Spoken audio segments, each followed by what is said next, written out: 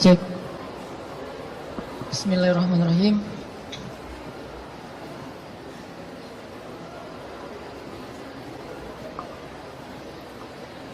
Assalamualaikum warahmatullahi wabarakatuh.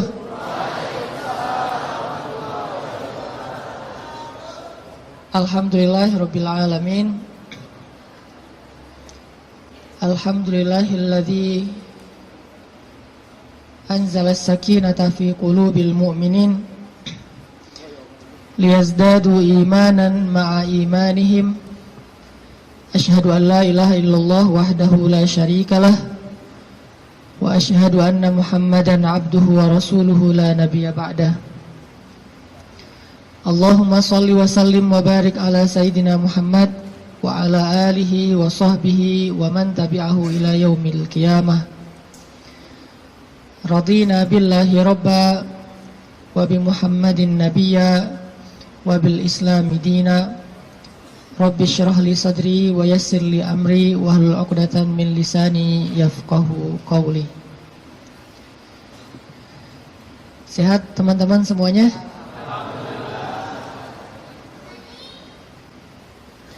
Kapan insyaallah? Akad maksudnya? Boleh saya tanya dulu, siapa yang baru nikah?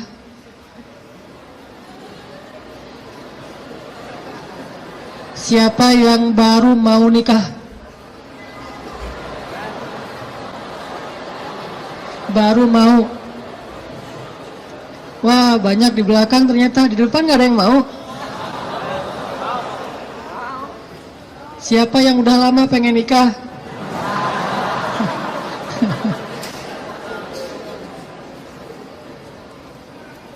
Kalau nikah tuh jangan kepengen ya.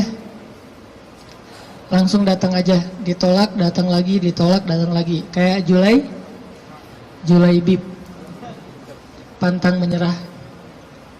Kita hari ini bahas apa? Jangan salah fokus. Fokusnya tuh kalau di kamera yang otomatis itu adalah wajah ya. Jadi kan ada tuh kalau kita foto langsung nyari wajah. Kalau orangnya geser, fokusnya geser. Jadi dia nggak pernah gagal. Nggak mungkin dia fokus ke wajah tiba-tiba ngambil sepatu gitu. Sepatunya pink misalnya. Nggak mungkin kan? Artinya hari ini kita bahas tentang fokus dalam mencari cinta. Fokus dalam mencari cinta. Salah fokus dalam mencari cinta itu mungkin maksudnya adalah kalau kita mencari cinta itu mungkin buat mencari kesenangan dunia saja. Coba kita belajar mencari cinta itu untuk ngedapatin akhirat. Menurut saya itu lebih true love, lebih endless love. Kenapa? Karena cinta yang paling endless itu adalah cinta yang dibawa sampai ke akhirat. Jadi cinta di dunia dan di akhirat. Tapi sebelum kita menemukan cinta-cinta apapun dalam hidup kita, coba kita belajar ngedapetin cinta Allah Subhanahu wa ta'ala. Karena Allah lah yang pemilik segala cinta. Kalau Allah udah cinta kepada hambanya, maka Allah Subhanahu wa ta'ala akan menitipkan rasa cinta di dalam hati semua hambanya untuk orang yang dia cintai. Kalau Allah cinta sama kita, Allah akan titipkan rasa cinta kepada semua makhluk agar mencintai kita. Tapi kalau Allah nggak cinta kepada seseorang, Allah cabut rasa cinta dari semua makhluk, sehingga nggak ada yang mencintai kita kecuali karena hawa nafsu. Jadi kalau kita pengen ngedapetin cinta sejati, cintailah dulu dan raih pula cinta pemilik hati, yaitu Allah Subhanahu wa ta'ala. Jadi hari ini kita akan coba bahas tentang jangan salah fokus dalam mencari cinta. Oke, saya akan angkat kisah cinta Nabi Musa alaihissalam. Ada di surat apa teman-teman? Kisah cinta Nabi Musa. Nabi Musa pernah jatuh cinta? Pernah, kepada istrinya. Tahu nggak cerita Nabi Musa ketika pertama ketemu sama pasangannya, sama istrinya? Pernah baca kisah itu? Coba buka surat Al-Qasas, surat 28. Itu kisah cinta Nabi Musa alaihissalam. Surat Al-Qasas, surat Al-Qasas, surat 28 ayat 22. Coba buka aplikasi Al-Qurannya. Surat Al-Qasas, surat 28 ayat 22. Saya akan baca dari ayat 22 sampai ayat 28.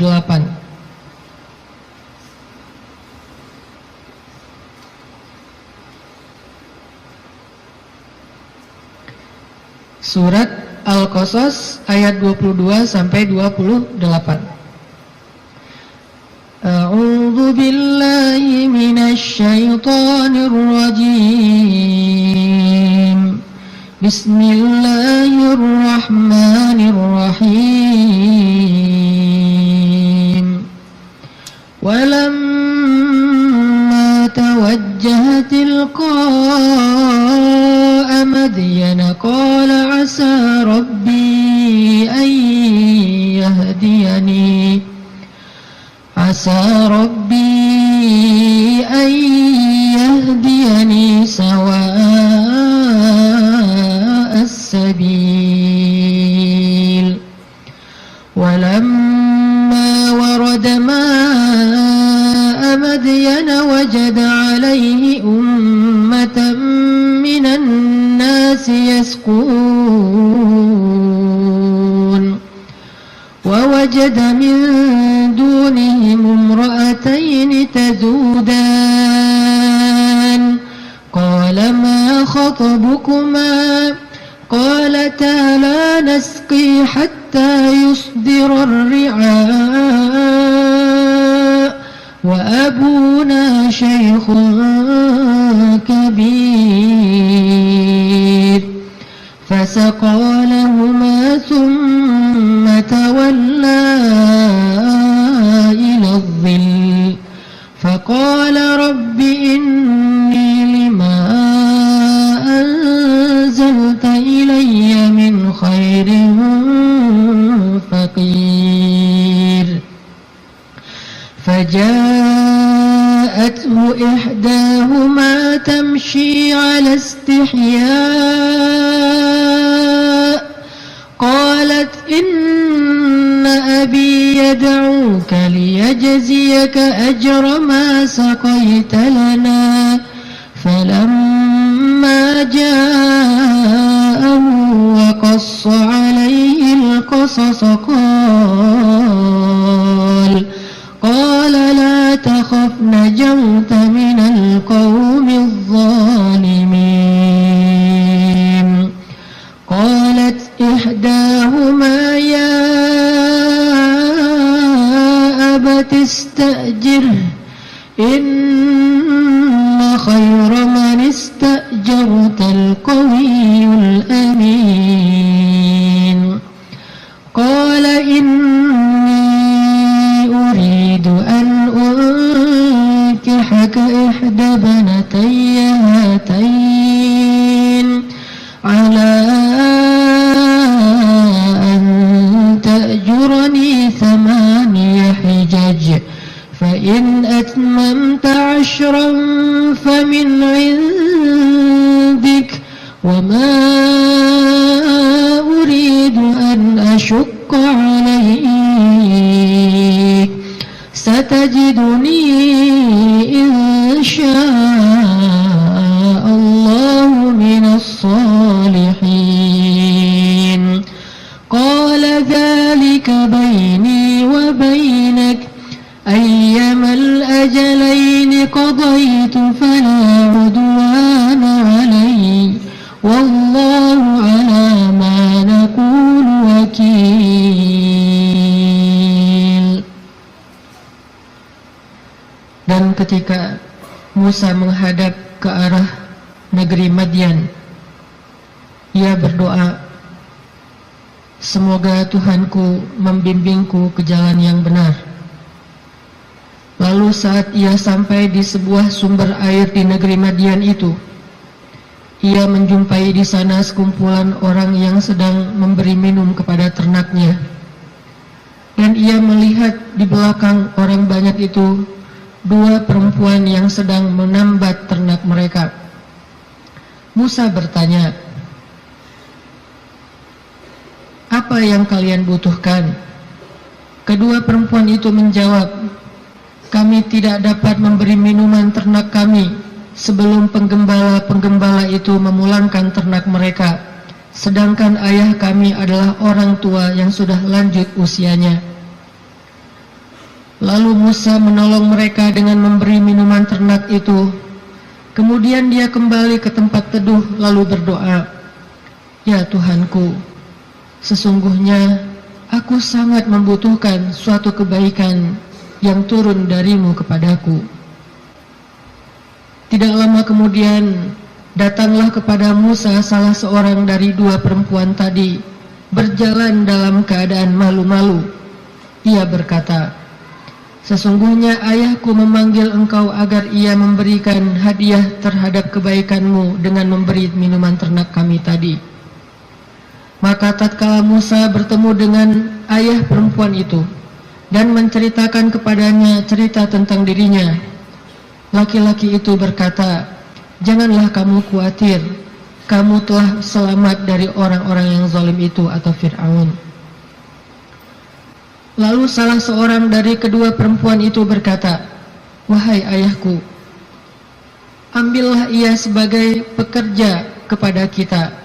Sesungguhnya orang yang paling baik yang engkau ambil sebagai pekerja adalah orang yang kuat lagi dapat dipercaya. Berkatalah laki-laki itu, sesungguhnya aku ingin menikahkan kamu dengan salah seorang dari putriku, dengan dasar bahwa kamu bekerja kepadaku selama 8 tahun. Dan jika kamu cukupkan 10 tahun, maka itu adalah satu kebaikan darimu. Maka aku tidak hendak memberati kamu, dan kamu insya Allah akan mendapatiku termasuk orang-orang yang baik. Musa berkata, baiklah, itulah perjanjian antara aku dengan engkau. Yang mana saja dari kedua waktu yang ditentukan itu aku sempurnakan, maka tidak ada tuntutan tambahan atas diriku lagi, dan Allah adalah saksi atas apa yang kita ucapkan. Shadaqallahul azim. Teman-teman yang dirahmati Allah Subhanahu wa taala, itulah kisah, salah satu penggalan kisah dari kisah Nabi Musa yang sangat panjang di dalam Al-Quran. Nanti kita bisa melihat bagaimana Nabi Musa tetap fokus kepada cita-citanya, tetap fokus kepada keinginannya, tetap fokus kepada himmah, azam, apa yang selama ini dicari oleh Nabi Musa alaihissalam. Walaupun adegan hidupnya berubah-ubah. Karena manusia itu menjalani hidup dengan adegan yang kadang-kadang kita tidak menduga. Saya merasa bahwa hidup saya itu penuh dengan kejutan dari Allah. Saya orang Aceh asli, anak dari orang tua yang mungkin bukan orang kaya, tapi tiba-tiba Allah mentakdirkan saya kuliah di Mesir. Lalu pulang dari Mesir saya tinggal di Bandung. Sampai hari ini banyak adegan dalam hidup kita itu, banyak hal yang kita nggak pernah menduga. Adegan hidup bisa berubah, tetapi azam harus tetap ada di dalam diri kita, di dalam hati kita. Sehingga adegan-adegan yang kita alami, apakah itu adegan sekolah, belajar, adegan menikah, adegan bekerja, adegan berteman, semua adegan dalam hidup kita itu harusnya menjadi sebuah potensi, kekuatan, dan penyemangat buat kita mendapatkan apa yang sudah terazam dalam hati kita. Gak boleh cita-cita kita itu berubah gara-gara adegan berubah.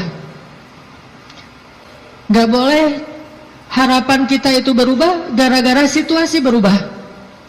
Harusnya harapan kita itu kepada Allah Subhanahu wa Ta'ala tidak berubah sama sekali, walaupun hidup kita terus dinamis, berubah-ubah sesuai dengan kondisi, tetapi harapannya tetap sama. Kayak ibarat tadi orang pengen nikah, udah aja fokus nikah. Kalau dia bekerja, niatnya bekerja supaya bisa mempersiapkan mahar yang layak buat calon kekasih. Apa mahar yang layak? Minimal mah 1 miliar, 1 villa, ya, mobil Alphard. Setuju yang di belakang?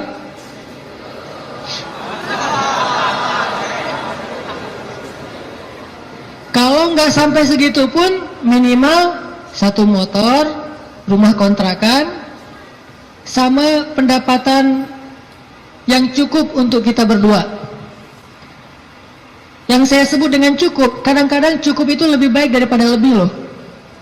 Benar nggak? Cukup lebih baik daripada lebih. Kalau kita lebih, kita akan beli piring 2, gelas 2, tempat tidur 2. Nggak seru kan? Justru karena cukup, kita beli piring 1, makan sepiring berdua. Gelas 1, minum segelas berdua. Jadi nggak ada cerita gelas papa, gelas mama. Yang ada adalah gelas kita.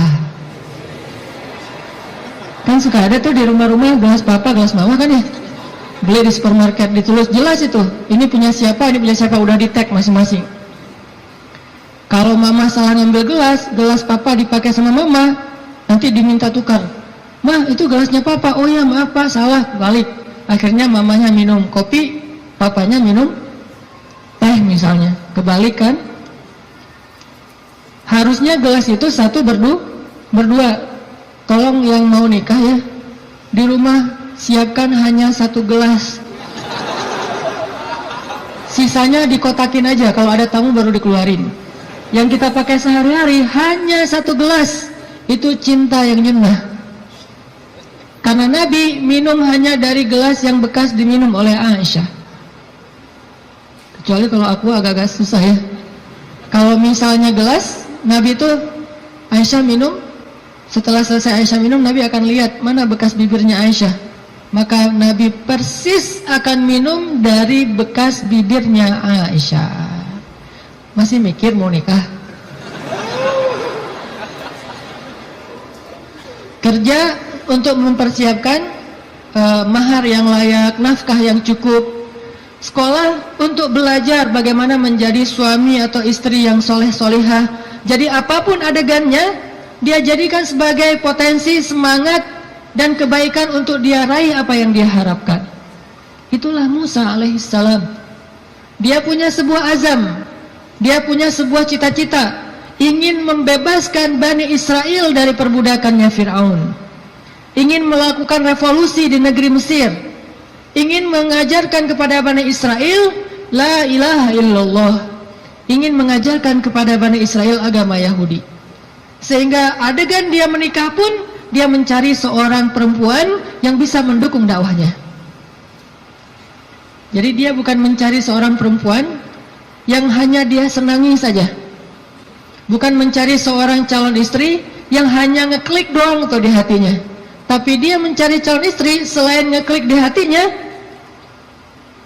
calon istri ini juga bisa melengkapi dia, menyempurnakan dia, dan menolong dia dalam segala urusan dakwah di jalan Allah Subhanahu wa Ta'ala. Ini namanya fokus. Jadi salah satu yang ditanya itu adalah, mungkin di antara CV yang perlu diketahui, siap nggak kalau ternyata suaminya ini aktivis dakwah? Siap nggak kalau suaminya ini misalnya harus aktif berdakwah, kadang-kadang berkorban dengan harta keluarga untuk kepentingan dakwah? Seperti Rasulullah SAW berdakwah didukung oleh Khadijah. Sungguh kalau tidak ada Khadijah, kayaknya dakwah Nabi itu juga bakalan banyak sekali masalah. Untung Allah Subhanahu wa taala memberikan pendukung pertama buat Rasulullah justru yang berasal dari rumahnya sendiri, kekasih sejatinya Rasulullah, yaitu Khadijah. Sehingga ketika Nabi berdakwah, yang mendukung dakwahnya Nabi itu justru Khadijah. Bayangin kalau Nabi berdakwah, justru yang memusuhi dakwah Nabi adalah istrinya sendiri, itu berat banget. Kayak Nabi Lut dan Nabi Nuh alaihissalam. Itu yang paling berat. Makanya kalau kita tadi baca di dalam surat Al-Qasas, kisah dakwah, kisah cintanya Nabi Musa alaihissalam dimulai dari kalimat yang ada di ayat 22, Asa Rabbi ayyahdiani sawa as-sabil. Semoga Tuhanku akan membimbingku ke jalan yang lurus. Artinya Nabi Musa itu berserah diri kepada Allah. Ya Allah, kalau engkau pertemukan saya kepada seorang calon istri saya, pertemukanlah dengan seorang perempuan yang membuat saya tetap di jalanmu. Kalau engkau memberi saya pekerjaan dan rezeki, berilah saya pekerjaan yang membuat saya tetap di jalanmu. Kalau engkau memberikan saya teman dan sahabat, berikanlah saya sahabat dan teman yang membuat saya tetap di jalanmu. Intinya sawa asbil, ihdinas siratal mustaqim. Itu fokusnya Nabi Musa. Gak pengen gara-gara cinta akhirnya keluar dari sawa as-sabil. Gara-gara perasaan akhirnya keluar dari siratal mustaqim. Ini fokusnya Nabi Musa. Cinta anugerah dari Allah, tapi jangan sampai anugerah itu menjauhkan kita justru dari pemberinya. Ini fokus Nabi Musa. Asa Rabbi ayyahdiani sawa as-sabil. Jadi kalau saya nanti ketemu keluarga baru, mudah-mudahan keluarga itu keluarga yang bisa membantu saya untuk terus berada di sawa as-sabil.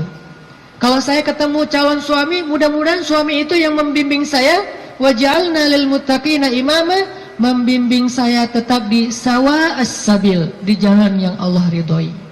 Ini fokus. Dan kalau kita fokus di sawa as-sabil, gak usah khawatir, Allah punya banyak rencana baik untuk kita. Wa yamkurun wa yamkurullah, wallahu khairul makirin. Siapapun boleh punya rencana untuk menghalangi kita, tapi Allah adalah sebaik-baik pembuat rencana. Udah ikutin aja sawa as-sabil. Fokus di jalan yang lurus. Sawa itu bahasa lainnya istiwa. Atau dalam bahasa Arab kadang-kadang orang Arab suka nyebut dengan istilah khatul istiwa.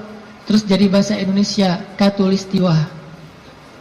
Itu bahasa Arab. Katulistiwa itu dari kalimat khatul istiwa. Khat artinya garis, istiwa artinya lurus, garis lurus. Katulis, karena kita nggak bisa bilang kha jadinya ka.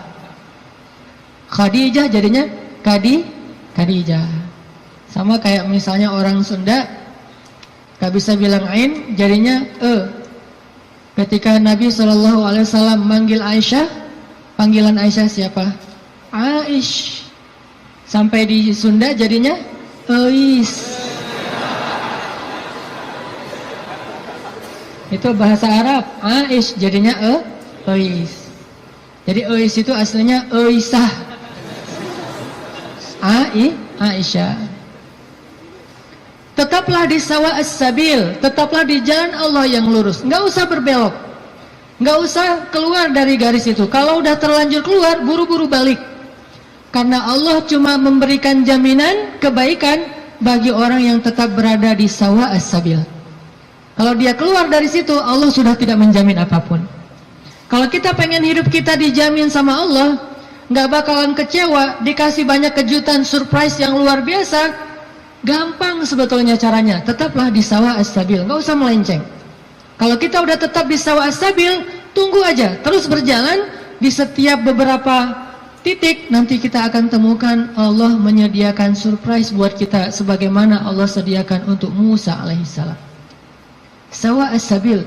Musa berjalan dari Mesir ke Yordania. Yordania waktu itu masih dinamai dengan istilah Madian, sekarang jadi Yordania. jalan ke Madian, ke Yordania. Dan Musa tidak punya bekal sama sekali. Musa pelarian dari Mesir gara-gara nggak sengaja dorong orang mati kan? Jadi ceritanya di Mesir ada laki-laki Bani Israel bertengkar dengan laki-laki Kipti. Kipti itu Egyptian, orang asli Mesir. Waktu itu yang salah orang Kipti, sombong dan menghina laki-laki Bani Israel, mencurangi dia. Akhirnya protes nih, ribut. Datang Musa, tanya, ada apa ini? Diceritakan masalahnya, akhirnya Musa mengingatkan laki-laki Kipti dengan cara mendorong, kamu jangan gitu, mati. Cuma digituin doang gitu, bayangin Musa. Ini jawara Mesir ya, Musa.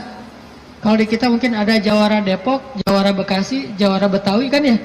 Ternyata jawaranya para nabi itu salah satunya Musa, itu jawara nabi banget loh. Terkenal lah Musa secara fisiknya paling gagah, six pack. Pokoknya fisik Musa itu paling ideal aja. Sampai Bani Israel cemburu sama fisik Musa. Saking cemburunya Bani Israel kepada fisik Musa, akhirnya mereka ngejelek-jelekin Musa. Tahu nggak kenapa Musa selalu pakai bajunya tertutup? Nggak pernah pakai misalnya baju yang ketat, atau cuma pakai celana doang biar nunjukin badannya bagus. Tahu nggak kenapa?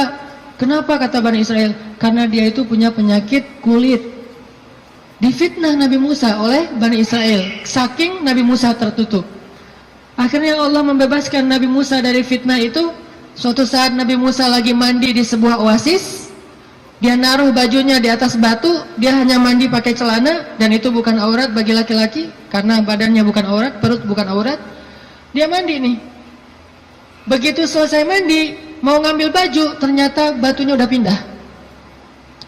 Nabi Musa ambil kayak semacam galah gitu, dia tarik bajunya pakai galah. Pas dia mau narik bajunya pakai galah, batunya lari, membawa kabur bajumu Musa. Itu disebutin di akhir surat Al-Ahzab loh.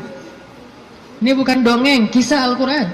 Walaupun kisahnya pendek, tapi ditafsirkan oleh hadis Nabi.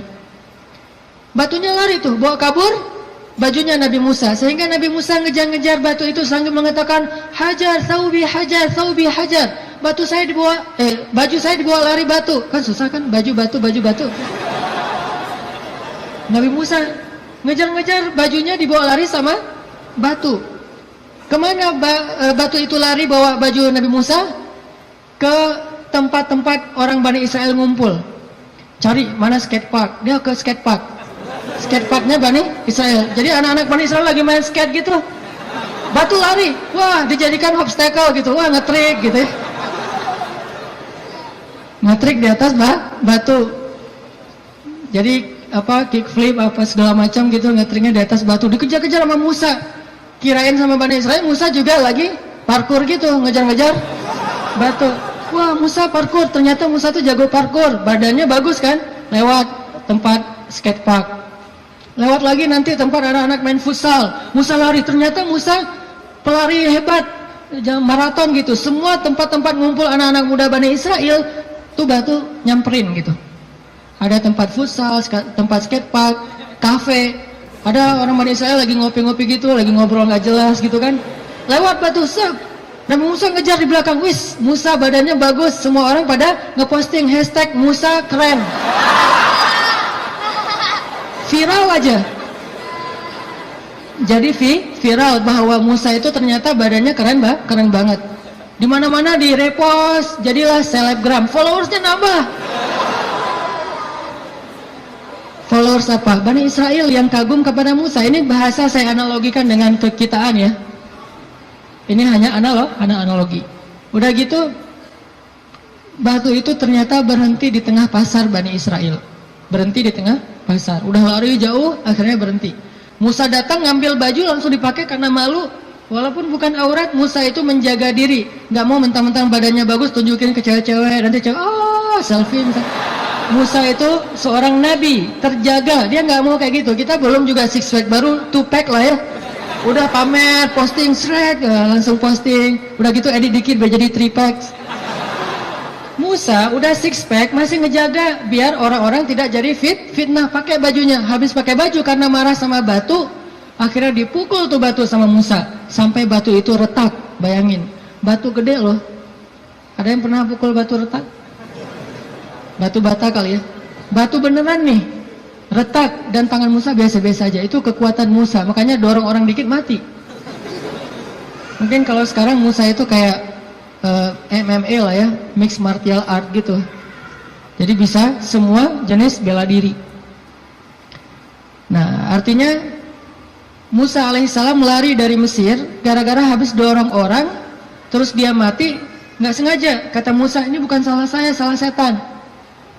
Kan disebutin di ayatnya, masih di surat Al-Qasas atau di surat Toha. Ini bukan salah saya, salah setan. Bukan saya yang bunuh, setan yang bunuh dia.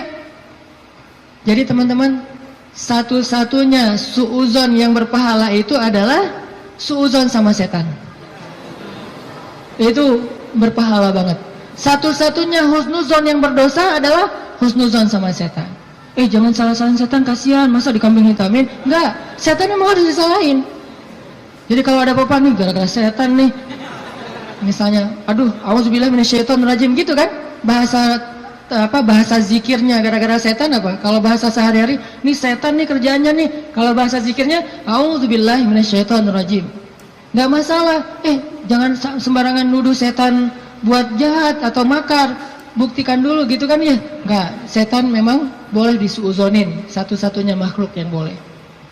Lari dari Mesir, enggak punya makanan, enggak punya bekal, enggak punya duit, pokoknya jalan dari Mesir ke Madian, jalan kaki, itu enggak punya bekal apa-apa, bayangin.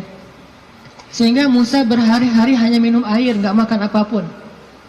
Air karena gratis, begitu hujan dia minum, ada genangan air kayak oasis gitu dia minum. Kalau makanan dia nggak mau. Kenapa? Karena setiap dia menemukan kebun kurma, dia tidak menemukan pemiliknya, sehingga dia tidak berani makan satu butir kurma pun yang bukan miliknya. Musa alaihissalam sawa as-sabil, tetap di jalan Allah, jangan melenceng, jangan bikin Allah kecewa.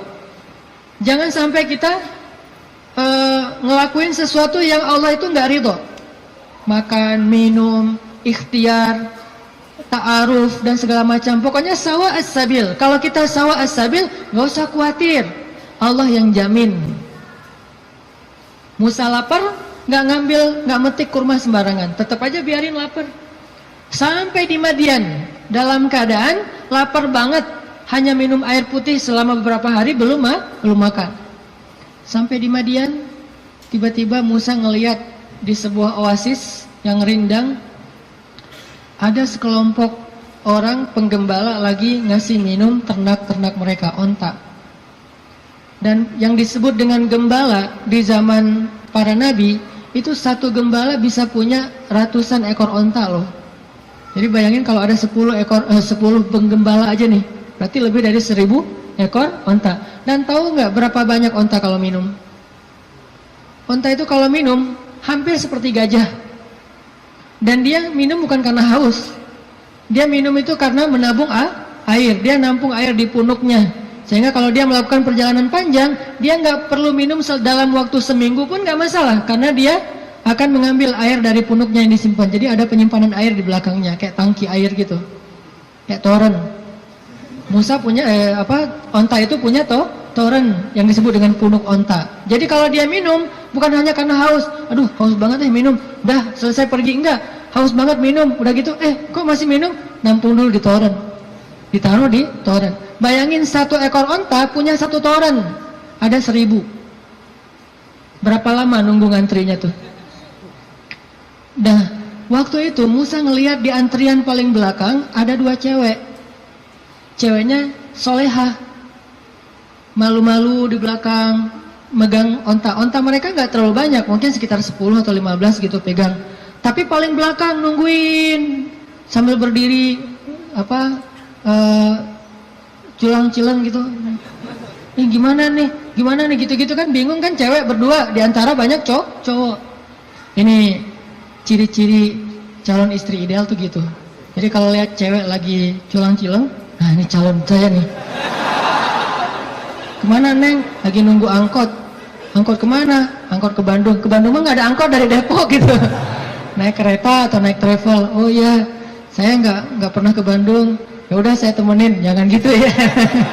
Artinya ada ciri-ciri solehah, yaitu orangnya bingung karena malu, bukan bingung karena nggak paham ya, tapi bingung karena malu nih gimana nih, serba sering salah tingkahnya gara-gara malu. Kalau ada cowok-cowok, aduh gimana masuknya ya, cowok pada duduk semua di depan masjid, mau masuk ke masjid ada aja di teras banyak cowok, dia bingung. Itu calon istri ideal banget tuh. Jadi kalau ngelihat cewek kebingungan, berdoa kepada Allah, ya Allah berikan saya seorang istri yang lagi kebingungan. Cari yang bingung-bingung gitu teh. Karena yang bingung itu pasti rasa malunya besar, kehormatannya luar biasa, menjaga diri. Kalau dia nggak menjaga diri mungkin nggak akan terlalu kebingungan. Dia akan walaupun nggak semua yang berani, yang cekatan itu berarti bukan orang soleha, bukan. Cuman salah satu cirinya itu adalah punya rasa istihya, malu-malu. Jadi kalau ngomong Assalamualaikum, Waalaikumsalam, ngomongnya membelakangi gitu ya, itu salah satu ciri-cirinya. Pas ngeposting di Instagram, kita stalking gitu, kita kepoin Instagramnya, ternyata fotonya semuanya foto bunga-bunga, nggak ada foto orangnya. Ada kaktus, ada apa gitu, foto-foto bunga. Kalau ada foto orangnya pun foto KTP, hitam putih pula, segini, kayak orang foto paspor ya. Kalau pakai kacamata suruh buka kacamatanya, terus disuruh deketin matanya, melotot lagi, baru difoto, posting di Instagram foto.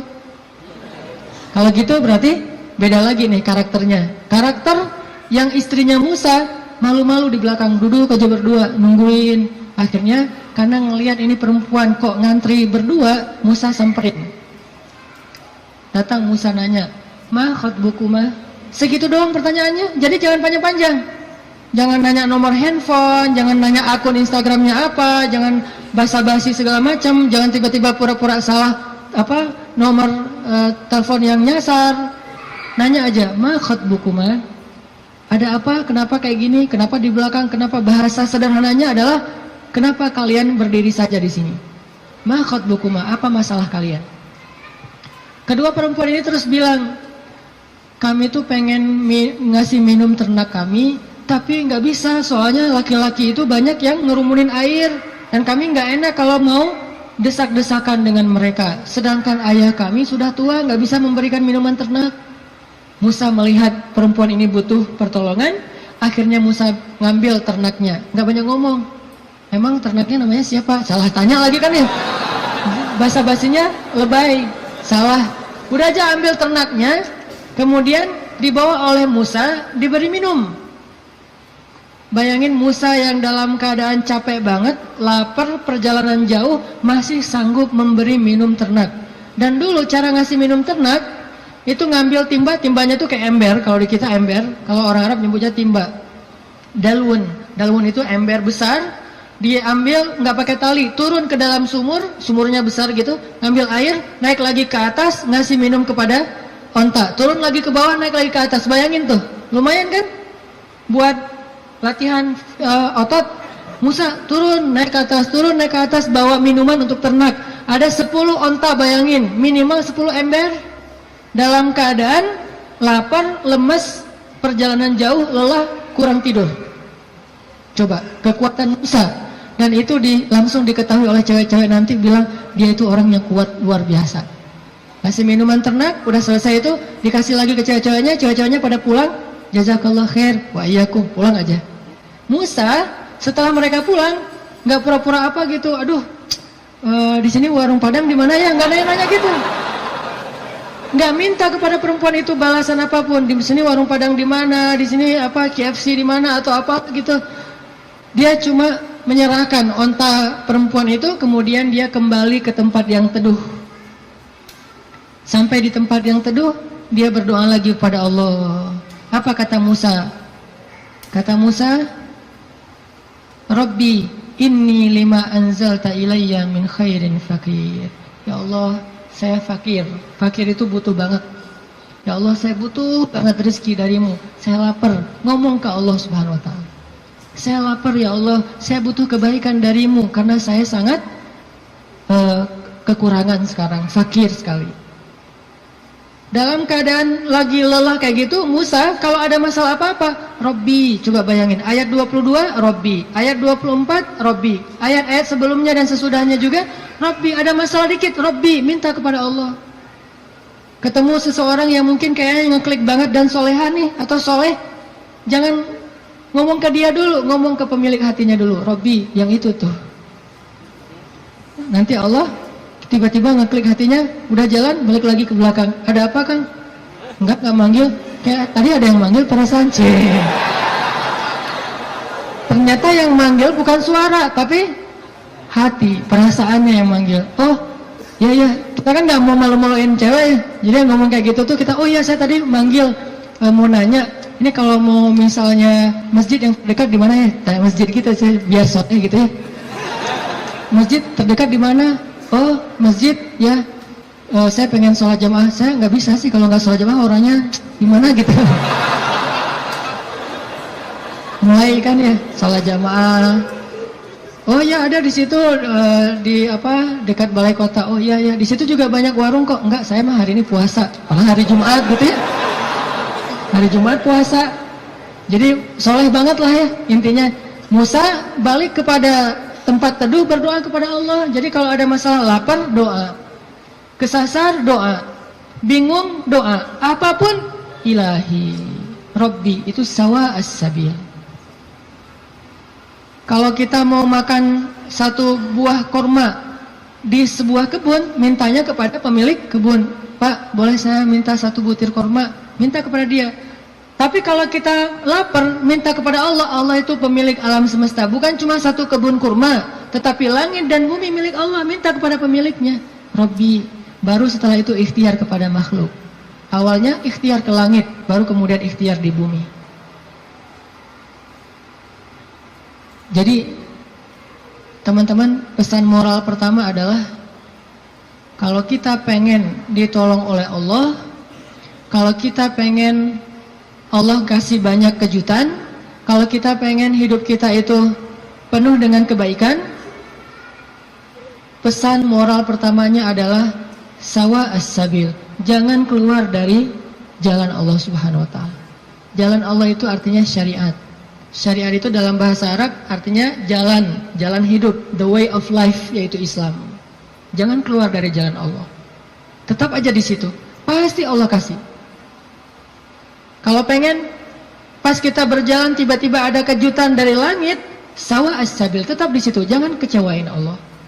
Jangan sampai Allah Subhanahu wa taala ngelihat kita ngeposting sesuatu yang Allah nggak suka. Bayangin kalau Allah udah unfollow, semua akan unfollow. Tiba-tiba akun kita jadi kosong, nggak ada followers. Apa arti Allah unfollow? Bara'atum minallah. Awal surat At-Taubah. Allah berlepas tangan. Berlepas tangan bahasa sosmednya unfollow. Lebih parah lagi kalau Allah sudah ngeblok. Khatamallahu ala qulubihim. Udah unfollow, diblok pula. Jadi kita japri nggak masuk, contrengnya cuma satu, udah diblok. Kita telepon, dialihkan ke nomor yang lain. Kita DM nggak masuk juga, artinya kita diblok. Request nggak di respon. Artinya jangan sampai Allah ngelihat postingan kita yang keluar dari apa yang Allah izinkan, sehingga akhirnya Allah nanti unfollow kita, ngeblok kita, menjauh dari kita, berpaling dari kita. Siapa lagi yang bisa menolong kita setelah Allah? Ini pesan moral pertama tuh, tetap sawa as-sabil. Apapun masalah kita, dalam pekerjaan, dimanapun sulit, jangan sampai kita melanggar. Jangan sampai kita pakai jalan pintas. Jodoh juga gitu, gimana pun sulit jangan pakai jalan pintas. Rezeki, jodoh, sekolah, belajar, keluarga, teman, apapun, sakit, sawa as-sabil. Nanti Allah akan nyediain buat kita hal-hal yang kejutan. Pesan moral kedua, selama kita sawa as-sabil, terus minta sama Allah. Karena berdoa itu walaupun belum dikabulkan, tetap dia ibadah. Doa itu ibadah, teman-teman. Jadi kalau ada orang yang bilang, jangan banyak-banyak doa, malu sama Allah, mending kita beramal aja. Berarti dia nggak paham kalau doa itu dalam Islam sama seperti orang sholat sunnah 2 rakaat. Makin dia banyak berdoa, makin Allah sayang sama dia. Beda dengan manusia, kalau kita banyak minta, dia jadi kewalahan, jadi malas, tebal gitu. Minta aja nih orang. Kalau dengan manusia kita banyak minta, dia menjauh. Kalau Allah kita banyak minta, Allah mendekat. Allah senang kepada hamba yang meminta. Masalah sepele, garam kata Nabi. Mintalah kepada Allah walaupun cuma garam. Jadi lagi masak, duh gak ada garam. Ya Allah, garam. Minta sama Allah, udah gitu baru beli di warung. Minta dulu, kenapa minta kok beli di warung? Karena bisa jadi kalau kita hanya membeli garam di warung lalu kita masak, kita tidak dapat pahala doa. Sedangkan kalau kita berdoa dulu baru beli garam, kita dapat garam plus pahala doa dan Allah kasih keberkahan di dalam garam itu. Siapa tahu pas lagi datang ke warung beli garam, yang nungguin warung si Neng, bukan emaknya ya. Mau beli garam, oh kenapa masa kurang garam ya? Tadi minta sama Allah, ya udah gratis aja deh gitu, bisa. Atau bisa juga, udah besok-besok gak usah masak sendiri, biar saya masakin. Kode kerasnya. Tapi nggak mungkin juga kayak gitu. Artinya teman-teman, minta sama Allah. Ada masalah dikit, ya Allah. Coba, ini benar-benar jadi kayak habit kita ya. Ya Allah itu jadi habit, ya Allah, ya Allah. Dikit-dikit, ya Allah, dikit-dikit, ya Allah. Dan Allah tuh senang banget digituin. Nggak repot sama sekali. Walaupun Allah itu sibuk, tapi Allah nggak repot. Kulla yawmin huwa fi sya'n, fabi'ayyi ala'i rabbikuma tukadziban. Setiap hari Allah itu sibuk. Arti sibuk, sibuk memberikan apa yang diminta oleh hamba-hambanya. Sibuk mengurus hambanya. Emang Allah senang kok ngurus kita. Jadi kalau kita minta ke Allah itu, Allah kayak, ada apa hambaku senang gitu. Bayangin. Walaupun gak tepat, tapi Allah lebih senang. Walaupun analogi ini gak tepat, tapi kurang lebih bisa kita bayangin.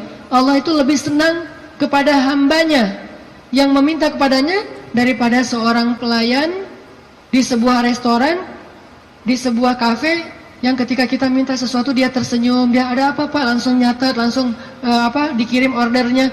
Allah lebih senang dari itu. Dan salah satu di antara Nabi yang paling suka berdoa kepada Allah itu siapa teman-teman? Nabi Ibrahim. Allah menyebutkan Ibrahim itu, Inna Ibrahim la'awwahun halim. Awwahun. Awwah itu bukan awah ya. Awah itu beda ya. Kalau awah justru enggak. Kalau awah mau.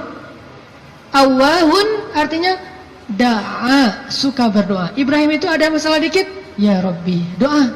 Makanya Allah banyak ngasih kejutan buat Ibrahim. Dengan istri pertamanya Sarah, dengan istri keduanya Hajar, dengan anak pertamanya Ismail, dengan anak keduanya Ishak, dengan cucunya Yakub, dengan cicitnya Yusuf.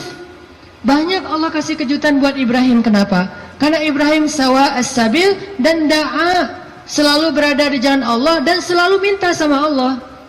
Allah itu cemburu kalau kita minta kepada makhluk duluan sebelum Allah. Cemburu kalau kita nyebut nama makhluk duluan sebelum Allah. Cemburu kalau kita berterima kasih kepada makhluk duluan sebelum bersyukur kepada Allah. Allah itu cemburu.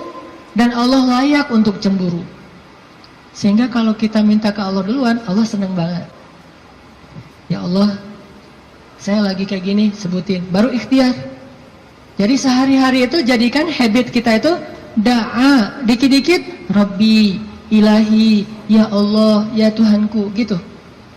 Sehingga Musa pas lagi perjalanan dari Mesir ke Madian, Rabbi, asa ayyahdiyani sawa as-sabil, beri saya jalan yang lurus. Pas sampai di Madian, Rabbi, ini bima anzaltani min khairin faqir. Ya Allah, saya butuh sekali rezeki, saya udah lapar, udah berhari-hari gak makan. Tiba-tiba datanglah kejutan yang ditunggu-tunggu Musa.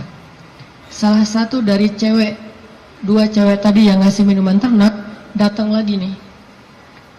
Datangnya gimana? Disebut di ayat 25, faja'athu ihdahuma tamshi 'ala istihya. Datanglah salah satu dari dua perempuan itu berjalan dalam keadaan malu-malu. Tadi itu. Sampai dalam Islam ada kode. Kalau cewek ditanya pendapatnya setuju apa enggak dilamar oleh seorang perempuan, maka jawaban iyanya seorang perempuan itu adalah diam. Sedangkan laki-laki kalau diam berarti enggak. Kalau perempuan kalau diam berarti ya. Kalau dia, oh berarti itu ya, husnuzon aja. Jadi kalau nanya, Neng gimana mau sama saya? Dia belum sempat mikir, oh berarti mau ya. Kan diam tadi teh. Jadi diam seorang perempuan kata Nabi adalah ridho. Diamnya adalah ridho. Karena kalau dia tidak ridho, dia mungkin akan merespon dengan bahasa-bahasa yang baik. Atau bahasanya bukan diam, pasrah. Saya ikut aja gimana emak sama abah gitu. Ini berarti ridho. Bukan berarti dia, kamu kok gitu sih sama aku, kamu nggak sayang, nggak cinta dan segala macam gitu. Dia mah nggak akan ngomong kayak gitu. Dia diam atau dia bilang ya udah ikut aja, berarti dia ridho. Itu sifat perempuan yang sebenarnya. Pada dirinya itu ada malu. Dan malu, by the way teman-teman, pada diri perempuan adalah mahkota. Makin besar rasa malunya, makin tinggi nilainya. Makin besar rasa malunya, makin besar mahkota yang dia pakai. Jadilah dia seorang putri. Makin besar, jadilah dia seorang ratu. Mahkotanya perempuan yang solihah adalah istihya, punya sifat malu-malu, nggak pakai in. Malu-malu aja, malu-malu, kemana-mana malu, malu-malu. Itu mahkotanya perempuan. Walaupun bukan berarti ketika yang ada perempuan nggak malu dia berani gitu, nggak punya mahkota, bukan. Ini hanya salah satunya. Dan tetap itu kebaikan. Kalau dia nggak terlalu besar dominan dengan sifat malu, mungkin dia dominan dengan sifat yang lain. Tapi yang jelas sifat malu ini kebaikan. Kata Nabi, kalau tidak punya malu, maka seseorang akan lakukan apa yang dia suka. Berarti malu itu sebagian dari kehormatan.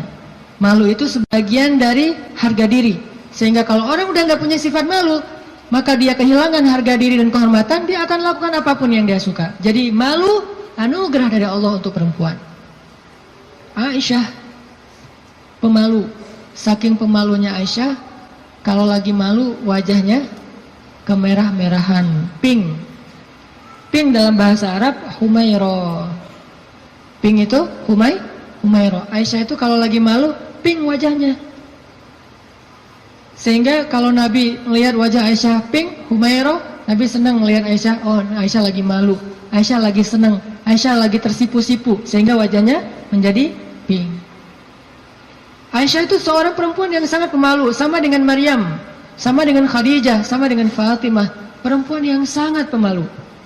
Coba teman-teman renungkan kisah gimana pemalunya Aisyah. Pernah ketika Rasulullah SAW sudah wafat, kan Rasulullah itu dimakamkan di dalam rumah Aisyah. Soalnya SOP para nabi, mereka dimakamkan di tempat mereka wafat, nggak boleh dipindahkan. Itu udah jadi SOP-nya para nabi itu.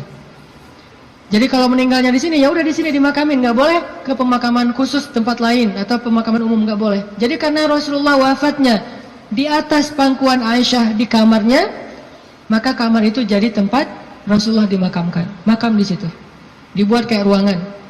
Setiap hari Aisyah duduk di situ, dia buka hijabnya, dia duduk di makam Nabi sambil mungkin dia di situ ngobrol, mungkin dia berzikir, bukan sengaja zikir di dalam makam ya, tetapi dia kangen sama Nabi, duduk di sebelah Nabi, seolah-olah dia pengen mengenang waktu dulu sering zikir berdua sama Nabi sambil Nabi tidur di atas pangkuan Aisyah zikir. Bayangin. Kalau kita zikir jomblo itu duduk, beda ya zikir jomblo sama zikir orang udah nikah. Kalau jomblo zikirnya duduk, tiba-tiba ngeblak ke belakang gitu ya. Kalau udah nikah, zikirnya nggak perlu ngeblak ke belakang, zikirnya sambil berbaring di atas pangkuan kekasihnya. Atau kadang-kadang zikirnya sambil bersandar, jadi punggung dengan punggung, satu menghadap ke utara, satu menghadap ke selatan. Sama-sama memberikan punggungnya jadi kayak kursi gitu, bersandar kepada kekasihnya, zikir. Nanti pas sudah beberapa menit lihat, wah kamu 1000, saya baru 200, ngapain aja kamu kok 200, ngaweleng gitu ya, mikirin kamu, jadi zikirnya 200. Berarti yang zikirnya 1000, kamu mikirin apa? Saya ingat Allah. Kamu kenapa 200? Saya ingat kamu. Romantis dalam zikir. Artinya Aisyah tuh teringat masa-masa zikir dengan Rasul, sholat sunnah bareng dengan Rasul. Kan saya sering cerita tuh, Rasulullah kalau malam tahajud, beliau sholat tahajud sendiri dulu, nggak ngebangunin Aisyah. Kenapa? Karena tahajud Nabi itu di atas standar manusia biasa. Kalau ngebangunin Aisyah, kasihan, nggak akan kuat Aisyah. Ini sayangnya Nabi kepada Aisyah, sampai dalam bab ibadah aja diringankan, selama tidak melanggar syariat. Nabi nggak mau ngeberatin Aisyah sholat tahajud bareng dengan Nabi. Aisyah, tahajud yuk. Hayu, kata Aisyah. 1 rakaat Al-Baqarah, Ali Imran, An-Nisa, Al-Maidah, Al-An'am. Siapa yang kuat? Nggak usah Aisyah, Abdullah ibnu Mas'ud aja pernah jadi makmum dadakan di belakang Nabi, itu hampir batal sholatnya. Wah, Nabi lagi sholat tahajud, nggak makmumin udah aja makmumin. Nabi baca Alif Lam Mim Dzalikal Kitabul La Raiba Fi. Abdullah masih antang-antang aja. Lama-lama kok udah setengah juz ya perasaannya. 1 juz, 2 juz, sampai selesai Al-Baqarah. Mulai ini Abdullah curiga nih, masuk lagi Alif Lam Mim Ali Imran. Masuk lagi Ya Ayuhan Nas An-Nisa. Masuk lagi Al-Maidah. Masuk Al-An'am 7 juz 1 rakaat. 7 juz 1 rakaat. Kita 1 rakaat 7 surat. An-Nas, Al-Falaq, Al-Ikhlas. Dari ujung aja pokoknya 7 surat. Ini 7 juz 1 rakaat. Atau kadang-kadang kita 7 rakaat 1 surat, yaitu Al-Ikhlas terus. Asal sholat pasti Al-Ikhlas. Walaupun kalau dia membaca Al-Ikhlas itu karena cinta kepada surat itu, dia akan masuk surga dengan surah Al-Ikhlas. Masalahnya kita benar nggak sih cinta ke Al-Ikhlas? Kan kita suka pakai hadis sahabat itu ya. Ada sahabat kalau ngeimamin pasti bacanya Al-Ikhlas tuh kan. Sahabat aja bacanya Al-Ikhlas mulu. Sampai dilaporin ke Nabi, ya Rasulullah, dia tuh kalau ngimamin kurang variatif, kurang variatif gimana? Ayatnya monoton, Al-Ikhlas saja nggak ganti-ganti. Dipanggil sama Nabi, kenapa kamu bacanya kok Al-Ikhlas saja nggak yang lain? Ya Rasulullah, saya cinta dengan surat itu. Nah di surat itu disebutin sifat-sifat Allah. Nabi tersenyum mengatakan, kamu masuk surga karena apa yang kamu cintai. Pertanyaannya, kita gitu atau ada modus lain?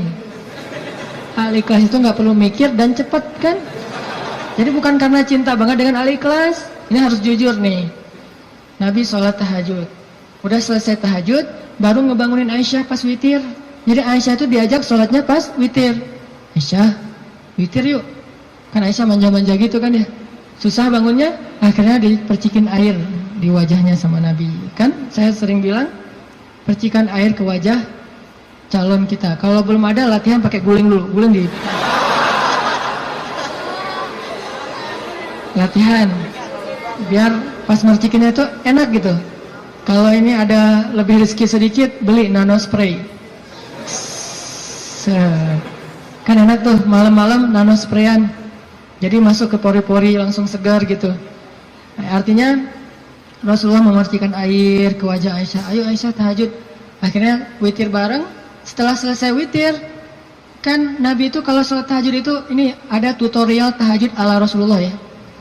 Kan tahajud bebas sebetulnya, tapi Rasulullah juga punya style sendiri tahajudnya. Sahabat-sahabat masing-masing punya style. Ada tahajud di atas atap. Siapa itu? Bilal. Bilal kalau tahajud pasti di atas atap rumah. Umar kalau tahajud pasti depan rumah. Bukan di dalam rumah, di depan. Dia keluar dari rumahnya, tahajud di depan rumah. Bacanya kenceng-kenceng. Bismillahirrahmanirrahim. Satu Madinah bangun gara-gara suara Umar. Kalau Abu Bakar tahajudnya di musolanya sendiri, khusyuk sendiri, nggak mau ketahuan orang. Ini gayanya beda-beda. Gue dengan gaya gue gitu ya. Umar di depan rumah, Bilal di atas atap, Abu Bakar sendiri di dalam mihrab. Rasulullah juga punya style. Style tahajud Nabi gimana? Beliau tidur, tahajud, witir, tidur, subuh. Jadi sebelum subuh beliau tidur dulu. Cuman tidur yang keduanya Nabi bersandar biasanya. Kalau nggak bersandar di tiang, di dinding, bersandar kepada Aisyah. Itu tahajud ala Rasulullah. Nggak mungkin kita ngikutin sunnah ini kalau belum banyak sunnah yang kita nggak bisa ngikutin kalau belum nikah, teman-teman.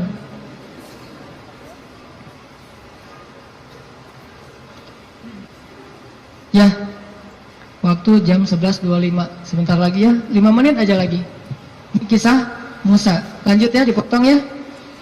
Jadi Nabi SAW itu dengan Aisyah, kalau tahajud membangunkan Aisyah dan tidak membangunkan Aisyah, artinya Nabi SAW mengajarkan kepada kita bagaimana beliau memperlakukan istrinya, bagaimana rumah tangga beliau, yang itu kemudian menjadi kebaikan kepada Allah. Jadi mendapatkan istri untuk lebih dekat kepada Allah, biar bisa tahajud bareng. Coba bayangin teman-teman, kita pengen nikah, kenapa kamu pengen cepat-cepat nikah? Karena pengen buka puasa berdua. Bentar lagi Ramadan nih, masa puasa sahur masih sendiri kan? Kenapa kamu pengen nikah? Pengen tahajud berdua. Kenapa kamu pengen nikah?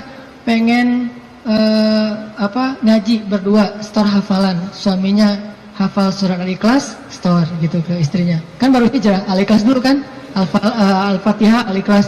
Nanti istrinya store. Store-nya apa? Surah Al-Isra. Ternyata istrinya hafizah. Ya, suaminya baru hijrah. Jadi Al-Ikhlas versus Al-Isra. Beda banget kan? Al-Ikhlas juga masih banyak salah, kulawahan gak lewat-lewat gitu. Atau kuliah ayyuhal kafirun gak khatam-khatam, muter. Kan la abudu ma ta'budun terus aja di situ kan? Ini karena belajar, baru belajar. Istrinya udah Al-Isra, Maryam, Toha, Qasas segala macam. Kenapa pengen nikah? Karena pengen bareng mendekat kepada Allah SWT. Itu yang di Musa cari. Akhirnya perempuan itu datang menemui Musa, sebagaimana Aisyah sangat pemalu. Tadi nggak tuntas ceritanya, next time insyaallah. Datanglah perempuan itu kepada Musa bilang, ayahku pengen ngundang kamu dinner di rumah. Itu bahasa kita mah, di dinner atau lunch lah di rumah, makan siang gitu. Kayaknya sih dinner, udah sore soalnya. Makan malam di rumah. Oh iya, jalan nih. Tahu gimana cara jalannya? Musa di depan, cewek itu di belakang. Nggak dibalik, cewek di depan, Musa di belakang. Nggak. Etika jalan laki-laki perempuan yang belum muhrim, perempuan di belakang, laki-laki di depan. Supaya apa? Supaya tidak melihat bagaimana cara jalannya. Terus kan Musa nggak tahu rumahnya kemana, gampang, tinggal di Sherlock aja. Kalau nggak Sherlock, kitanya yang jadi Google Map gitu, jadi kayak Waze gitu. Belok kanan, turn right, turn left, after gitu. Tinggal Musa belok kanan, belok kiri. Yang penting Musanya di depan, perempuan itu di belakang. Dan itu etika yang luar biasa. Sehingga perempuan ini menyimpulkan, laki-laki ini selain kuat, ternyata amanah, nggak caper, nggak sosok dekat gitu. Kan kita lagi di perjalanan, daripada kamu diganggu orang biar aku jagain. Nggak, Musa itu orang yang sangat amanah. Jadi kalau belum nikah aja dia sangat jaga, jangan sampai membuat perempuan ini tercela, apalagi setelah menikah. Sampai di rumah, cewek ini ngomong ke ayahnya, ya abah, bapak gitu ya, ya abati, itu laki-laki itu kuat dan amanah loh. Kalau ayah butuh pekerja, kayaknya dia yang paling tepat jadi pekerja di rumah kita. Ini sebetulnya kode. Perempuan kalau ngomong dengan bahasa kayak gini, berarti dia perhatian. Kalau dia udah bisa menyimpulkan dia kuat, dia amanah, dia tepat sebagai pekerja, berarti dia perhatian. Kalau enggak, dia nggak akan ngasih komentar. Ayahnya paham, ini bahasa elegan orang zaman dulu. Kalau sekarang kan, ya pengen nikah, gitu kan, vulgar kan ya. Kalau dulu kode tuh, ya itu kayaknya cocok bekerja ke kita. Kata ayahnya, oh ya nanti ayah bicara sama dia. Ayahnya bukan menawarkan Musa bekerja, tapi menawarkan Musa nih nikah. Saya akan nikahkan kamu dengan salah satu dari putri saya. Terserah kamu yang mana yang kamu sukai. Maharnya bekerja kepada saya selama 8 tahun. Akhirnya Musa pun menikah dengan salah satu dari 2 perempuan itu. Dan perempuan inilah yang mendampingi Musa untuk berdakwah di Mesir melawan Fir'aun. Dan inilah kisah yang luar biasa. Nabi Musa mencari cinta itu untuk lebih dekat kepada pemilik cinta. Nabi Musa mencari cinta makhluk agar bisa mendapatkan cinta Allah Subhanahu wa taala. Bukan justru ketika ngedapetin cinta makhluk kehilangan cinta Allah. Ini namanya fokus. Teman-teman, pesan moral ketiga berarti adalah apa? Setelah sawa as-sabil, banyak berdoa. Yang ketiga adalah jadilah seseorang yang menyempurnakan hubungan kita dengan Allah dengan cara menikah. Itu maksud Nabi. Setengah dari agama itu adalah setelah kita menikah, kita sempurnakan. Gimana sempurna? Tadi tuh tilawah sendiri jadi tilawah berdua, Buka puasa sendiri jadi buka puasa berdua. Tahajud sendiri jadi tahajud berdua. Bahkan ada ibadah yang kita bisa dapetin setelah menikah yang nggak mungkin didapetin kalau orang belum menikah. Ibadahnya simple. Ngapain? Goler, tidur di atas sofa sambil ngelihat istri kita rempong lalu lalang, itu pahala. Jadi gini aja. Itu sholat sunnah loh. Kalau yang belum nikah hanya bisa mendapatkan pahala itu dengan cara berwudu, sholat sunnah 2 rakaat. Yang udah nikah nggak perlu berwudu, nggak perlu sholat sunnah pun tetap dapat pahala sholat sunnah. Dengan cara apa? Pandangan suami kepada istrinya yang penuh kasih sayang, bagi dia adalah pahala ibadah. Jadi cuma ngelihat doang ibadah, tersenyum ibadah, kecup di keningnya. Bayangin, Nabi itu habis berwudu mengecup Aisyah. Bisakah kita melakukan itu kalau belum menikah? Ngecup apa? Habis wudu, cium Aisyah ke masjid. Wudu, cium Aisyah. Ini salah satu dalil dari mazhab yang mengatakan sentuhan suami istri tidak membatalkan wudu. Walaupun nanti ada dalil yang mazhab yang lain, Allahu a'lam. Ini mazhab. Tapi Nabi beberapa kali habis berwudu kecup Aisyah ke masjid. Wudu kecup Aisyah. Jadi kalau udah Nabi wudu, Aisyah udah siap-siap tuh. Para istri, kalau suaminya lagi berwudu, maka siap-siaplah kalian, karena sebentar lagi dia akan ke masjid dan lupa mengecup gitu. Biasanya kalau habis wudu Nabi itu ngecup istrinya, dikecup di keningnya atau di pipinya ke masjid, kecup kening pipi ke masjid. Itu sunnah pahala yang tidak didapatkan kecuali dengan menikah. Setengah dari agama itu ada di dalam pernikahan, sisanya ada dalam status jomblo. Setengah-setengah lah ya. Jadi kalau mau utuh, pernah mengalami masa jomblo yang berat gitu, derita jomblo kifarat dosa kan ya. Setelah itu nanti mendapatkan setengahnya lagi setelah saya terima nikahnya Fulanah binti Fulan dan seterusnya. Itu teman-teman, maaf nggak tuntas cerita musanya. Insya Allah nanti dilanjutkan di kesempatan yang lain, bisa lewat streaming mungkin atau dalam kesempatan-kesempatan yang lainnya. Barakallah. Assalamualaikum warahmatullahi wabarakatuh. Ya teman-teman, kita tutup dengan doa bersama-sama. A'udzu billahi minasy syaithanir rajim. Bismillahirrahmanirrahim. Alhamdulillahi rabbil alamin. Hamdan yuwafi ni'amahu wa yukafi'u mazidah. Ya Rabbana lakal hamdu kama yanbaghi li jalali wajhikal karim wa 'azimi sultanik. Allahumma salli wa sallim wa barik ala sayyidina Muhammad wa ala alihi wa sahbihi ajma'in. Allahumma ighfir lana dhunubana. Allahumma ighfir lana dhunubana. Allahumma ighfir lana dhunubana wa liwalidayna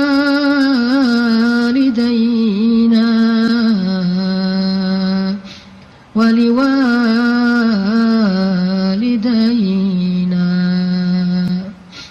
wa liwalidayna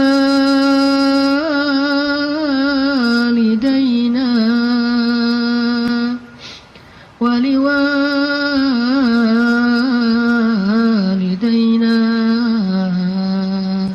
warhamhuma kama rabbayani saghira. Rabbana zalamna anfusana. Rabbana zalamna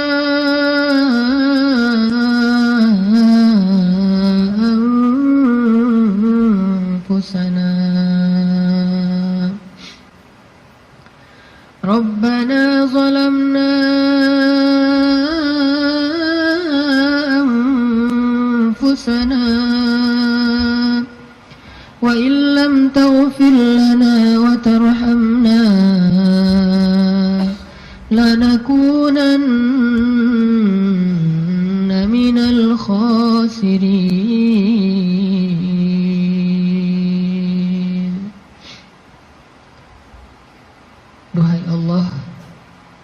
Tuhan kami. Engkaulah yang Maha Pencipta, Engkaulah yang Maha Kuasa, Engkaulah yang Maha Memelihara. Duhai Allah, pemilik langit dan bumi, semua yang ada, semua ini hanyalah milik-Mu ya Allah. Engkau yang Maha Kaya, sedangkan kami fakir di hadapan-Mu ya Allah. Engkaulah yang Maha Kuasa, sedangkan kami tidak berdaya di hadapan-Mu ya Allah. Engkau yang Maha Tinggi, Engkau yang Maha Mulia, sedangkan kami rendah dan hina di hadapan-Mu ya Allah. Engkau Maha Baik, sedang kami banyak dosa ya Allah. Engkau yang Maha mencukupkan segala kebutuhan, sedangkan kami kurang tanpa-Mu dan butuh Engkau ya Allah. Engkau yang Maha Indah, Engkau yang Maha Terpuji, Engkau yang Maha Bijaksana, Engkau yang Maha Tahu, sedangkan kami bodoh, tidak tahu apapun ya Allah. Ilahana, ajarkan kami iman, beri kami hidayah ya Allah.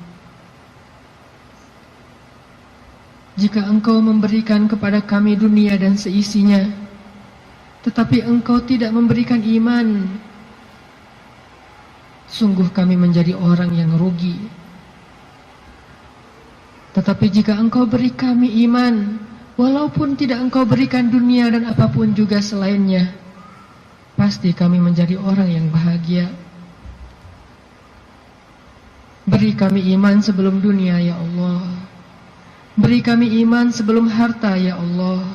Beri kami iman sebelum cinta makhluk ya Allah. Beri kami iman sebelum keluarga ya Allah. Beri kami iman sebelum ilmu ya Allah. Beri kami iman sebelum segala sesuatu dalam urusan dunia ya Allah. Karena tanpa iman, dunia hanyalah menjadi jalan kehancuran bagi kami. Tapi dengan iman, dunia menjadi anugerah dan kebaikan untuk kami. Ilahana, beri kami iman, beri kami hidayah. Tetapkanlah iman di dalam hati kami sampai akhir hayat kami ya Allah. Ajarkan kami iman di dalam setiap majelis-majelis ilmu ya Allah. Ajarkan kami iman dalam setiap ruku dan sujud ibadah kami. Ajarkan kami iman dalam setiap ketentuan takdir-Mu ya Allah. Engkaulah yang Maha Bijaksana. Ilmu-Mu meliputi yang gaib dan yang syahadah. Engkau yang sebaik-baik mengajarkan sesuatu kepada hamba-Mu. Ajarkan kami iman ya Allah, yang tidak bisa diajarkan oleh siapapun setelah Engkau ya Allah. Ilahana, jadikanlah majelis kami ini majelis yang menambah iman di dalam hati kami, bukan hanya menambah wawasan di dalam pikiran kami. Yang setelah kami bubar dari majelis ini, kami kembali kepada tempat kami masing-masing. Kami membawa pulang hadiah iman. Iman bertambah setiap hari ya Allah. Ilahana, ampuni dosa kami ya Allah. Dosa-dosa di masa lalu kami ya Allah. Ampuni dosa kedua orang tua kami ya Allah. Ampuni dosa kami ya Allah. Kalau dulu kami sering meninggalkan sholat kepada-Mu ya Allah. Ampuni dosa kami ya Allah. Kalau dulu kami banyak berbuat maksiat, dosa besar kepada-Mu ya Allah. Ampuni dosa kami ya Allah. Kalau kami dulu durhaka kepada orang tua kami ya Allah. Ampuni dosa kami. Janganlah Engkau biarkan kami kembali kepada-Mu dengan membawa dosa-dosa besar ya Allah. Beri kami husnul khatimah, di mana ketika kami kembali kepadamu, kami datang dengan amal ibadah dan Engkau ridho kepada kami. Ampuni dosa kedua orang tua kami ya Allah. Sayangi ayah bunda kami ya Allah. Sayangi mereka seperti sayangnya mereka kepada kami, bahkan lebih dari itu ya Allah. Jika keduanya telah wafat, lapangkan kuburnya ya Allah. Jadikanlah kubur mereka taman-taman surga ya Allah.